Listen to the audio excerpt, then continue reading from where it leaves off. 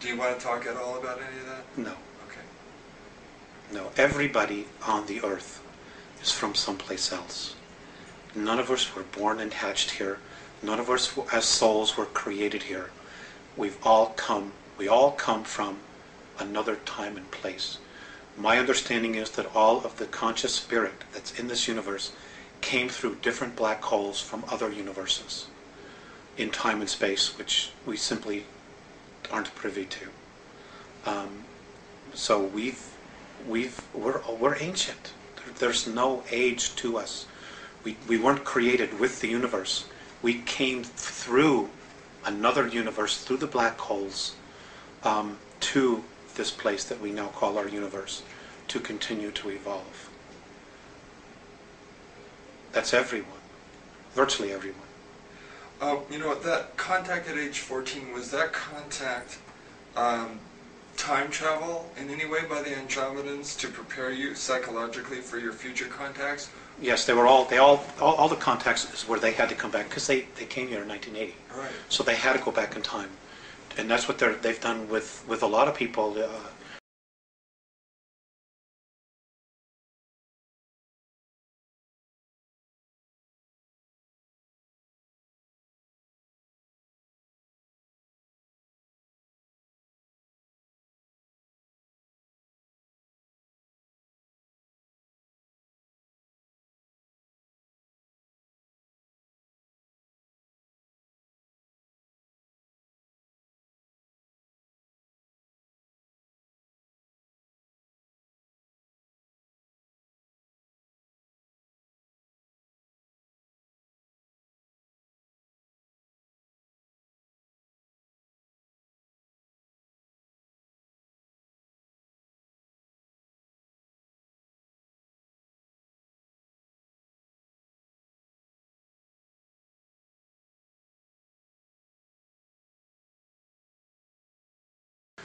Even the Pleyadians, to some degree, I understand, have done that, where they go back and they start preparing people early for responsibilities that they will have in the future, as opposed to hitting them all at once and saying, "Here you go," just dumping it on your lap, and you're saying, "Oh my God, what is this? My whole reality."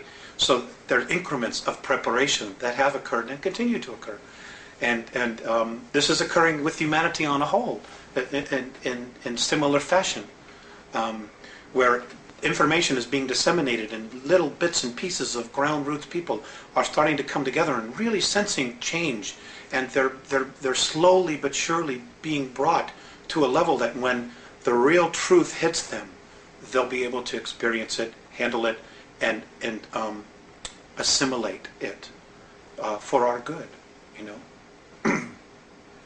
Now, in 1985, your contacts with Visayas and Morni began to become more frequent.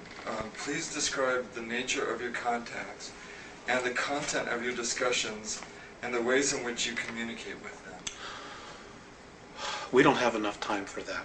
Okay. But, we have put together a series 1 and Series 2 of this information.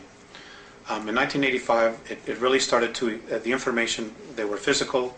It evolved around the Greys, the Earth agenda, our spirituality, religions, Earth governments, Earth history, our genetic creations, the 22 different races that have actually colonized the Earth at one time or another, and who we have within us genetic racial memories of, within our DNA.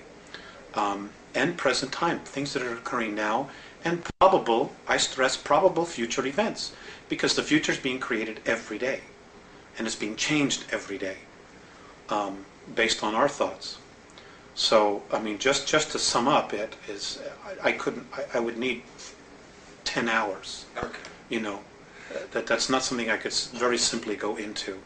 Okay. But the series of 8 and so on and so forth does in fact cover that. Okay. All that information. All right. Now, how does the symbol they gave you play a role in your contacts with them? Symbol.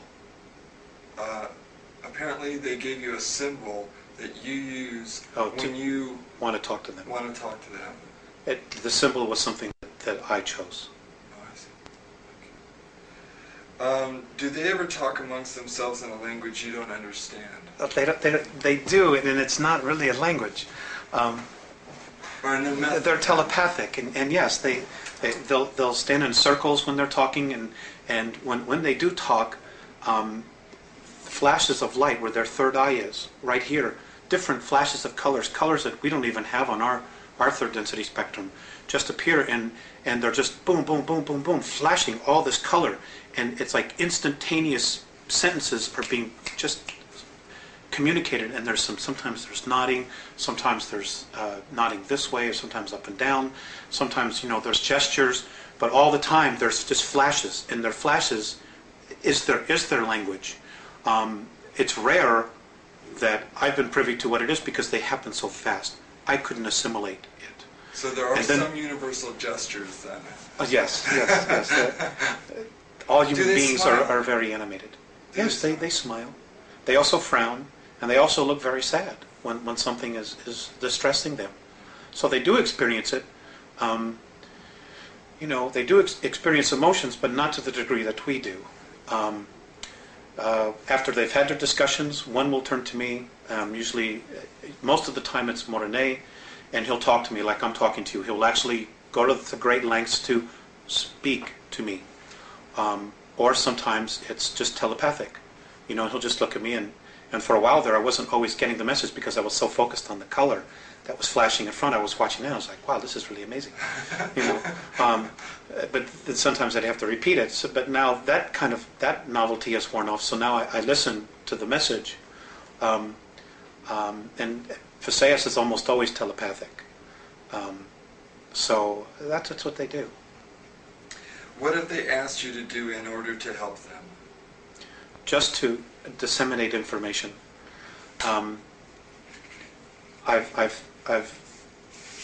currently in the process of trying to investigate all of the current UFO information that's out there, and what I've had the ability to do is sometimes check it with them. Well, is this true? Is that true?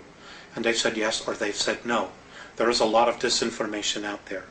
So what I've been trying to do is just to assimilate what is real and give it from their perspective of how it affects us. We have a real mess on our hands.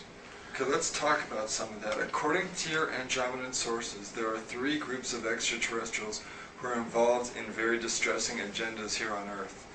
One is the renegade gray-skinned Zeta Reticulans. Another is the Giza intelligence, formerly of the Pleyades. And a third is the reptilians from Alpha Draconis. Is there another? Yes. Okay. There's the Orion group as well, and there's 141 of them here. And they're from Ursa Minor, Ursa Major, Rigel, and Betelgeuse.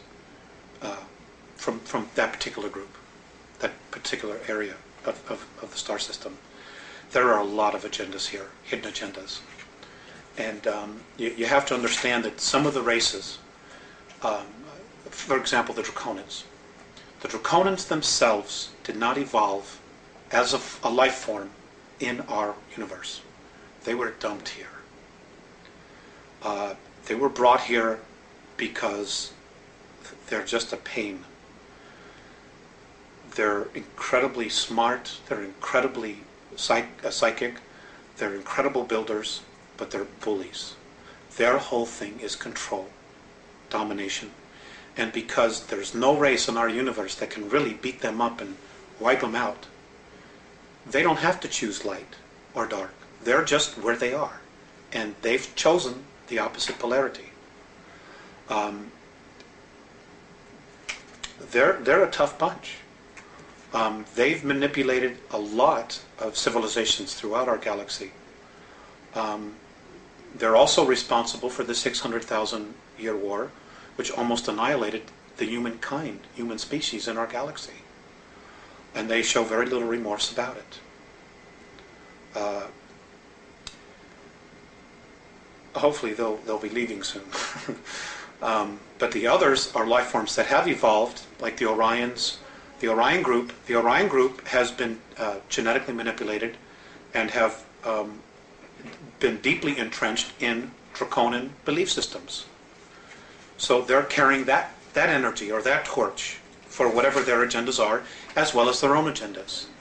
Okay, the reticulant, the Greys have been controlled and manipulated by the Orion group.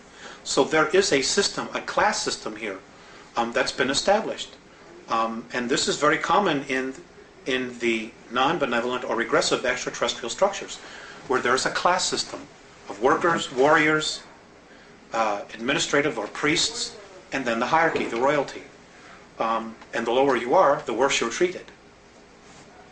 We have a history of that here on our planet as well. Right. You know, The caste and system. we've been taught this by the aliens themselves. Right. And the Pleiadians very much were part of that as well. For a time, they were very much in that belief system. Let's focus for a while on the renegade Zeta Reticulans. What appears to be the agenda of the gray-skinned Zeta Reticulans? Okay. Number one, I would like to say that, you know, there's a lot of confusion that not all reticulans are evil. There are some